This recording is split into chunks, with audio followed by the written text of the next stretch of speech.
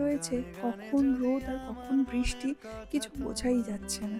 সকালবেলা এত রোদ উঠেছে, জামা কাপড় কেচে বেডশিটটা ব্যালকনিতে মেলেছিলাম, এখন আবার মেঘলা করে এসছে, বৃষ্টি নামবে, আবার তুলে ফেলতে হলো। আজকে ভেবেছি একটু হেলদি ব্রেকফাস্ট করব।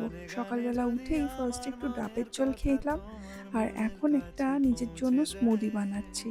ওই গাজর, বিটরুট আর একটা আমলকি আর একটুখানি আদা দেব, দিয়ে একটা স্মুদি টাইপের করব। এটা না ওই ইনস্টাগ্রামে ভীষণ দেখেছি, সবাই খাচ্ছে, বলছে নাকি গ্লোয়িং স্কিনের জন্য।